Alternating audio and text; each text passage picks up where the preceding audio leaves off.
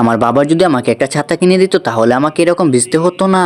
আরে বাইরে তো অনেক বৃষ্টি পড়তেছে, মিনা তো স্কুল থেকে আসতে পারবো না, যাই আমি গিয়ে মিনারে আগায় নিয়ে আসি, মিনার ছাতাটা তো ভাঙা। আরে বাইরে তো অনেক বৃষ্টি পড়তেছে, আমার বোনটা তো স্কুলে গিয়েছে, যাই ওরে গিয়ে আগায় নিয়ে আসি। আরে মিনা তুমি ভাঙা ছাতিটা নিয়ে আসলে কেন? আমি তো তোমার নেওয়ার জন্য যাচ্ছিলাম। আঙ্কেল আমার সাথে নিয়ে যান, অনেক বৃষ্টি হইতেছে, আমি তো ভিজে যামু। আরে তোর আব্বুরে বলতে পারস না তোর একটা ছাতা কিনে দিতে? আরে আব্বু চলো এর সাথে কথা বললো না। আরে বোন আমি চলে আইছি, ভাই আমার একটা ছাতা কিনে দিও, আমি স্কুলে ভিজে ভিজে যাইতে পারি না, আমার শরীরে তো বৃষ্টি পড়ে। আচ্ছা ঠিক আছে তোর একটা ছাতা কিনে দিম, এখন এই তয়লাটা নিয়ে নে। মিনা দেখো আমি তোমার জন্য নতুন একটি ছাতি নিয়ে আসছি, ওইটা ফেলে দাও। আব্বু ঠিক বলছো, এই ছাতিটা তো নষ্ট হয়ে গেছে, এটা ফেলে দেই। ওই তো বোন দেখ ওদের নষ্ট সাথীটা ফেলে দিছে, এখন আমি এই সাথীটা ঠিক করে তোকে দেবো।